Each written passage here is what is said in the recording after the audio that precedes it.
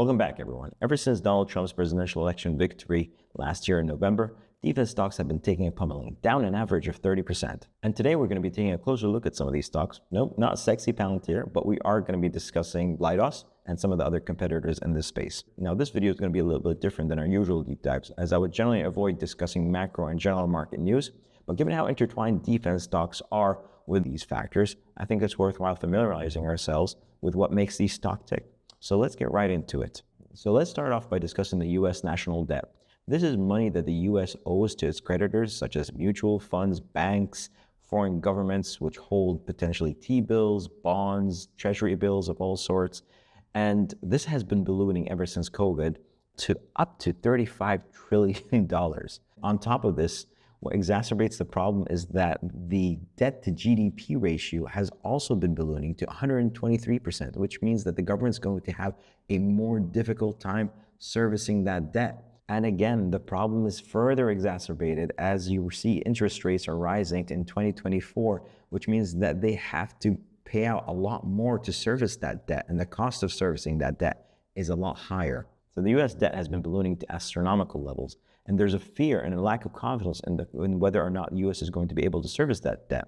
And we can see that in the charts here, and that the foreign-owned debt has been actually flat since 2014 and hasn't been increasing, while the US or domestic debt has been steadily increasing. I would say steadily is a nice word to use, but it has been increasing dramatically. And you can see this in the chart of the foreign-owned debt by the number one and number two players, Japan and China. Specifically, China has been reducing its debt from roughly around 1.66 trillion down to 750 billion. They've reduced that by about half.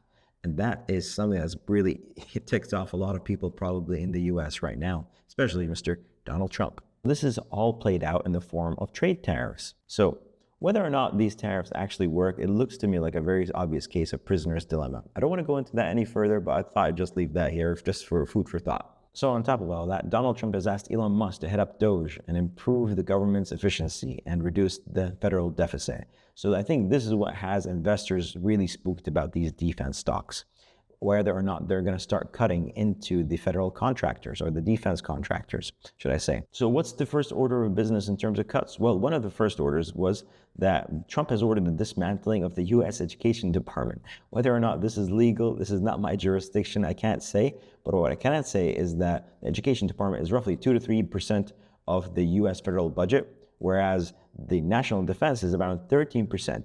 So could they be cutting into the national defense budget a bit further? That's possible. And there's been news circulating that Booz Allen, which is one of the other defense contractors we're going to be discussing, they're already started with some cuts there. That is, however, not reflected in the stock price, as you see that these things have probably already been priced in. So the news came out March 21st, and there's been little change to the stock price. So you could argue everyone's been pricing in those cuts that were going to be coming.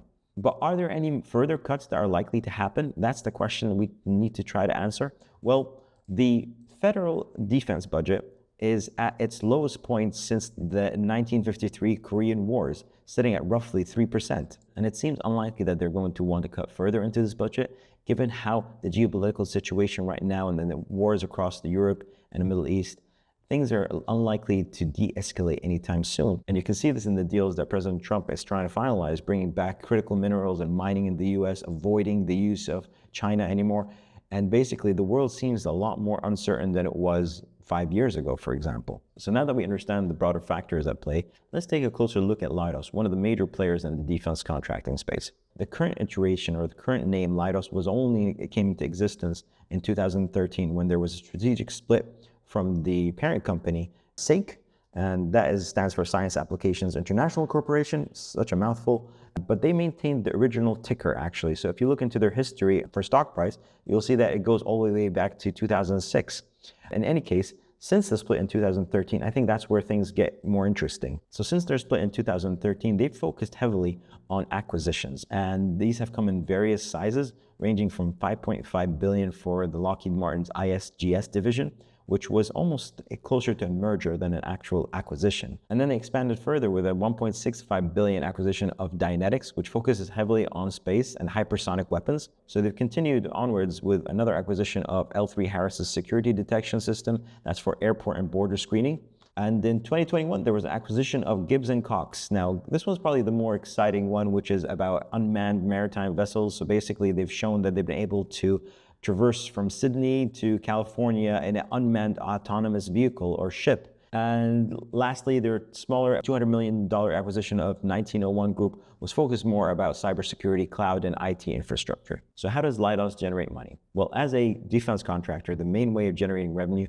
is to win new contracts or renew existing contracts. And then delivering on those contracts, they will be paid out what they call obligations from the defense budget to the actual contractor. So they wouldn't recognize all that revenue all at once.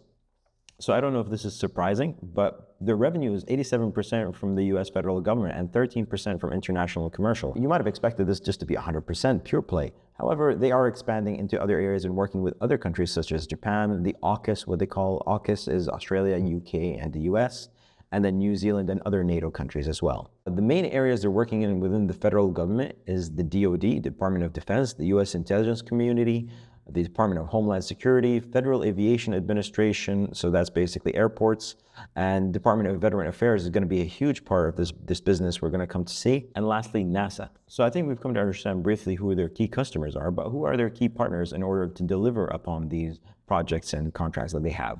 Well, they do list them all here, I think, as much as they can. They work with Dell, Amazon, probably for the cloud facilities or the cloud infrastructure, let's say. And then you have all these other companies that they mentioned. So Zscaler probably for the cloud security. So you can understand now they're not developing their own proprietary tools. They're more like, I will be able to deliver this entire project for you in whatever shape or form that you need it. And that's where they come in with that technical know-how of how to deliver on these huge projects, which range in hundreds of millions to billions. So Leidos reports its revenue segment into 4 key segments. This has been upgraded from 3 segments up to 4 now due to the new CEO. And they have national security and digital, health and civil, commercial, international, and defense systems. The national security and digital makes up 44% of the revenue. However, health and civil, which is at 30%, is the fastest growing area, as well as commercial and international at 14%. And then you have defense systems at 12%. So as far as what they do in each of these segments, in the national security and digital, they're upgrading and digitizing a lot of the older legacy kind of infrastructure that they had. So maybe migrating things to cloud, multi-cloud, and then improving their cybersecurity with zero trust. And then they run their mission operations and command control, I would imagine, as well, or command center. And then they have their health and civil areas, whereby you have their electronic health records that they're updating, providing Medicaid. And then you have the VA, Veterans Affairs, where they provide a lot of the initial screening and medical examinations for these veterans and ensuring that, and actually it's a very successful part of their business as well. And then they have their aviation solution, which covers air traffic control and then airport security as well. And these areas do overlap with other segments, but it's so intertwined with airport, every aspect of the airport. They have all the various products you can imagine in that space. As far as commercial and international, they do mention energy and infrastructure is a growing aspect of their business. Electrification of fleets, transportation security, so you're thinking more like, border control, border crossings. And their defense system covers ISR, which is the intelligence, surveillance, and reconnaissance. And then you've got other weapons that they have, which are the hypersonic weapons provided by Dynetics. And then for NASA, they do provide some of the actual sensors or radars for the satellites. And then they had the unmanned systems, which are the, let's say, autonomous vehicles, at least the maritime autonomous vehicles. This is not just one company that provides just one tool. They provide a whole full suite of tools that it would be difficult to remove, I would say, fully. They're deeply intertwined within the federal government. Taking a closer look at the revenue, we can see that the Department of Defense, DoD, is the major contributor for their overall revenue. That's just steadily growing at 9%. Bear in mind that this 8 or 9% is total revenue as opposed to revenue per share. And we're going to come back to revenue per share and mention how that could be actually a little bit higher than what we're seeing here. We discussed earlier how revenue was being recognized over time. And there are 4 ways by which defense contractors usually recognize that revenue. The main way they would like to recognize that revenue is by a fixed price, which means the government and the defense contractor will agree to a set price at the start of the project. And whatever price is incurred by the defense contractor by the end of the project, they're going to have to bear that cost. So it's a little bit more risk for Leidos to take on board, but if they're confident in their ability to generate higher margins, then they can go down that route. And so far, they've been excelling at that side of things. And you can see that in their percentage of firm fixed price revenue, which was 31%, has been trending upwards all the way up to 42% as of late. And that's actually bodes well when you compare them to other defense contractors who have a much lower percentage, which is a firm fixed price. That leads to higher margins and therefore improved profits. Now let's dive into the industry analysis where we compare Leidos to other competitors. Obviously, a lot of companies are very different from each other, but the closest competitors I would say are CACI International, Booz Allen Hamilton, and then you have Parsons Corp. Lockheed Martin might compare a little bit more towards the hardware side of things. However, these ones are more focused on the software side of things, and the Leidos sits at that kind of junction between software and hardware. It's important to know that CACI International and Booz Allen generate 100% of the revenue from the US government, as opposed to Leidos, which has a little bit more diversification with 13% of the revenue coming internationally. As far as market cap or enterprise value, Leidos is the biggest with 21 billion enterprise value, and then you have second Booz Allen, and then CACI International, and lastly, Parsons Corp. And what we'd expect to find is that the smaller companies tend to be growing the fastest. And that seems to be the case overall, is that Parsons Corp is growing at 21%, whereas Booz Allen is at 12%, and then you have 11%, and lastly, 9% for Leidos. So it's the slowest growing over a 3-year period on a per share basis. And we can see the operating margins tells a different story, where Parsons Corp has the worst operating margin. And I've looked at their margins, they're not trending upwards. They're very flat at 6 to 7%. Whereas Booz Allen is much more of a closer competitor to Leidos in that regard. So let's take a look at Leidos' return on invested capital relative to the competitors. What we can see here is that Booz Allen Hamilton had the best ROIC relative to the competition over the long run. However, Leidos has managed to improve all of a sudden from 7% up to 14%. Now, I have a feeling, I think I know why that's happened. Without getting into too much detail, whenever you change the numerator or denominator, those could have a significant effect in that equation or ratio, the mechanics of how the ROIC works. However, just looking at it in general, 14% looks very good right now. The last thing I would caveat this with is that this data comes straight from FinChat, at least the ones I'm presenting to you, but then I have a different way of computing this for myself, and I'll share a different chart of the ROIC for Leidos as well. So let's look at some alternative data as a proxy for further revenue down the line that Leidos may recognize. And as you remember, Leidos can't recognize all this revenue immediately, but if we can see what the spending is like from the federal budget, and that's what the blue bars indicates, then we can understand what the future pipeline could be down the line, and therefore kind of, front run the stock price. And don't worry, there's no insider trading here. This is all publicly available information. But what we can see here is that the federal budget, and this is, helps to shed some light. We can see that the federal budget is being spent in 1 month of the year more than others, and that's always happening in September. So basically what happens is if the federal budget by, let's say, the Department of Defense is not being spent, it kind of has the rule is use it or lose it. If you don't spend it, then the next year they're going to cut your budget because you say, oh, well, you don't need that anymore. You don't seem to be spending it. And it says, well, hey, I do need that budget, so let me allocate it somewhere.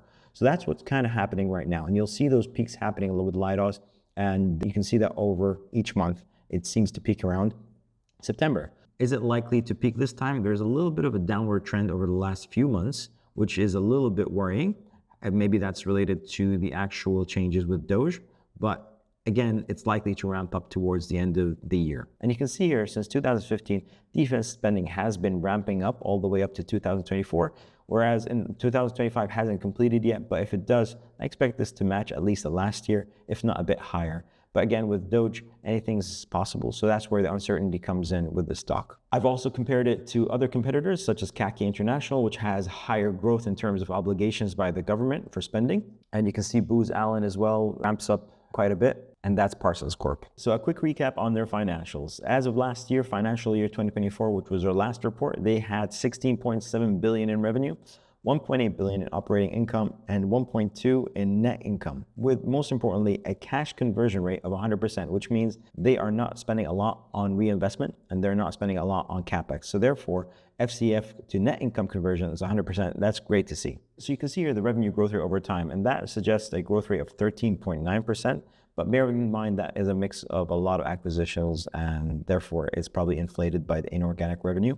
But most importantly, the net income seems to be growing at a higher rate than the revenue, suggesting possible operating leverage, but it's unlikely. I've checked that out to be equal to 1 at the moment. So I wouldn't be too worried, because the problem usually is if the operating leverage is high, that when the revenue declines, the operating margin will decline a lot faster. So let's take a look at their balance sheet. Now we can see that their debt outstanding is around 4.2 billion. And if you recall from the previous slide, they have around 1.2 billion in free cash flow generation, which suggests that they're able to pay down that debt relatively quickly. And that's reflected in the ratios for 2.5 net debt to EBITDA and the interest coverage ratio of 9.4, which are relatively healthy numbers as of late. It wasn't so healthy a long time ago, a few years ago, sorry. And then you have $950 million in cash, which is around 5% of the revenue. That's relatively healthy too. But their Moody's rating is Baa2, which isn't, AAA. However, it's recently gotten an upgrade. And here, just for reference, is a table of the Moody's ratings. So you can see here, three credit agencies, Moody's, S&P, and Fitch, with their framework for how they rate it. And it's rated the Baa2. Whether or not you want to put a lot of weight onto that, it's up to you. Personally, I wouldn't really worry much about this as long as you are able to look at the balance sheet yourself. So two important metrics for defense companies that you should probably be familiar with is the book-to-bill ratio and the backlog. So the most important one of these, or the one that reflects the better strength for the company, is probably the book-to-bill. A 1.4x book-to-bill is probably the highest they've scored recently, and a book-to-bill ratio greater than 1 indicates that it's securing more in new orders than it's recognizing in revenue. The backlog indicates more contract awards, but it doesn't mean that these contracts need to be followed through and they could be terminated prior to commencing any of that work. But there's been a great momentum in the backlog that they've had over time, and that's a great sign to see. So Leidos has been busy in the financial year 2024. They've bought back $850 million worth of shares and paid out $200 million in dividends. That amounts to around a 5% shareholder yield, and I've provided the formula on the screen for you to take a closer look at, but this really tells a better story of where their capital is being allocated. So for those interested in looking into the ROIC more closely, I did compute two numbers for Leidos, one without goodwill and one with goodwill.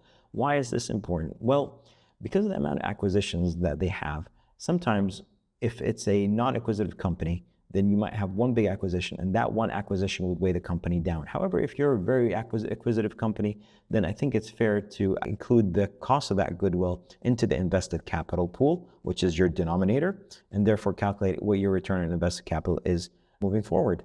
But just for the sake of transparency, I did compute both versions. Let's take a look at the goodwill. What we'll see over time is that in these defense contractors, the goodwill tends to be a lot higher than what we'd normally expect. For normal companies, I would say lower than 15% is great. However, in this category, and you'll see in the competitors, hovering around 30% to 50% to 60% could be normal. But again, with so much goodwill, there is a likelihood of impairment for that goodwill, which means that they're going to have to take a hit on their net income and on their retained earnings.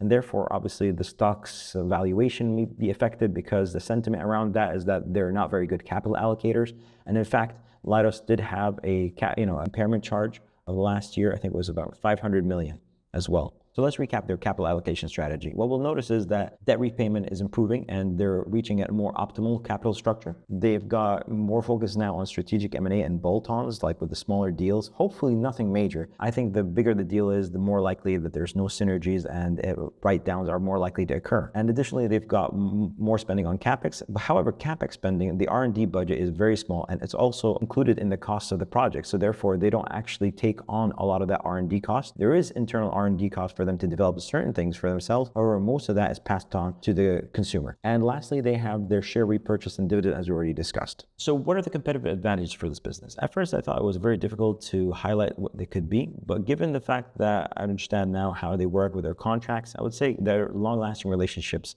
let's say in the order of 10 years or 15 years, is a huge plus for them. And their technical know-how is another thing, which means that they have that intersection of being hardware and software, and being able to deliver a wide array of tools to the government organizations they're working with.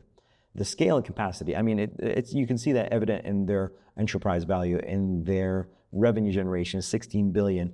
They have a larger size and around 48,000 employees. It's much larger than a lot of these other competitors. So that's another plus for them.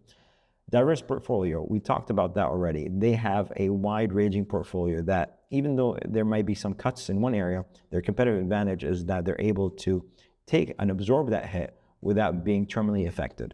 And of course, given all these other areas that are discussed already, there are high barriers to entry. The invested capital they have put into this business means that they're unlikely to be pushed over, and they're going to be here probably for the next 10 to 20 years, and things are going to be fairly stable. On the flip side, what are the risks for this business? Well, Clearly, the number one risk is going to be competition because unlike anywhere else, this is a bidding process. If someone can come in with a much lower bid, well, the government may take a chance on them, especially now that they're having these federal deficit and they're trying to figure it out. So financial risk is a clear and pertinent risk for this business. Given the amount of acquisitions they carry out and given the amount of goodwill they have, there is likelihood for future impairment if synergies don't work out. And the Dynetics deal seems to be one of those deals that hasn't panned out as well as they had hoped. So again, something they need to keep in mind in investing in this business. So lack of transparency is something I haven't talked about yet, but it's something you would need to get comfortable with really quickly if you invest in these businesses, because you need to understand that there are some requirement for not being absolutely open about what the type of deals are and what they pertain to. And that kind of shows up in different ways that you may not expect. So let's say a competitor such as Khaki International had recently been charged with liability in the torture of prisoners in Abu Ghraib, for example. And maybe it depends how you take it, but I feel like that is something I don't know if I'd be able to sleep well at night, knowing that yes, they're providing an important service to the government and the security of the nation, but whether or not that's something that you feel comfortable enough with, it really comes down to a personal preference.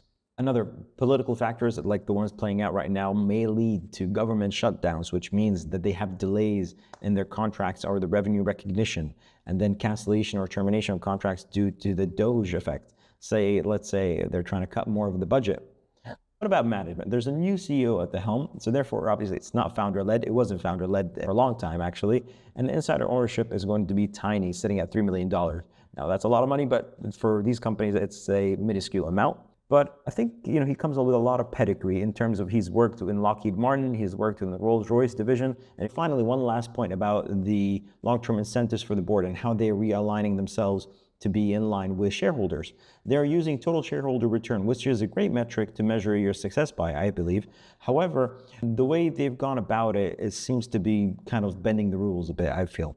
The way they measure it is that they're looking at their total shareholder return relative to their peers, as opposed to absolute total shareholder return. So for an example, if their competitors or their peers perform, let's say, with a minus 10% shareholder return for the last year, and they measured, let's say, minus 5%, then relative to their peers, they have outperformed them and they would benefit from the bonus and compensation packages.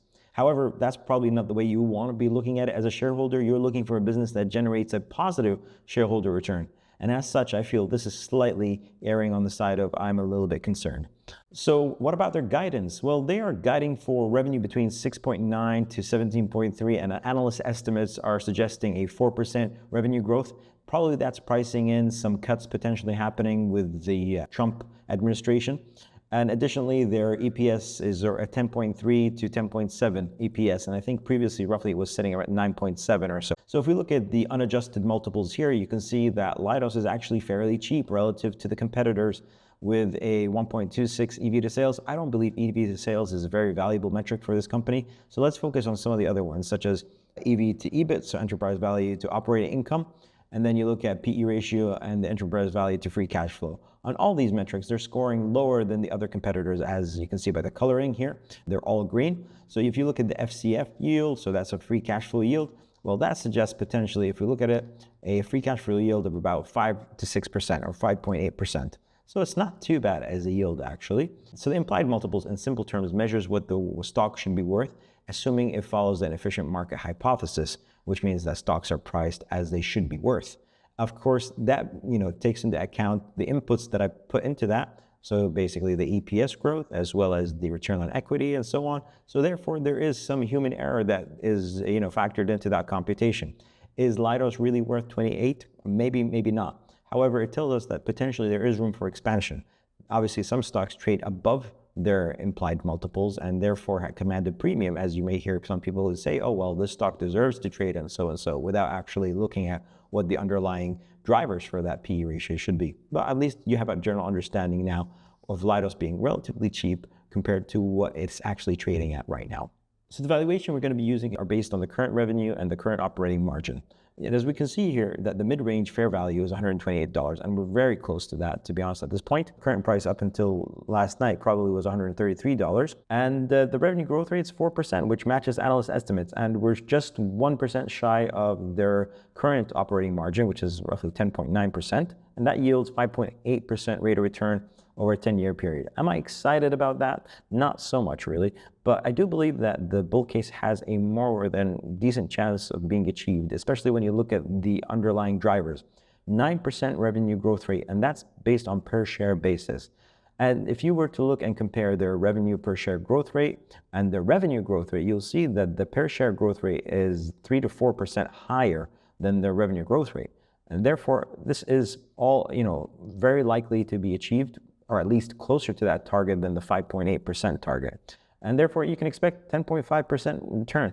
That's not too bad. However, given the lack of transparency and opaqueness around this business, and I guess the ethical dilemma I find investing in weapon systems and things of that nature, I would like the world to be a lot more peaceful than it is currently. And I just don't see myself, interested enough or excited to put my money behind something that is ultimately not aligned with my own beliefs.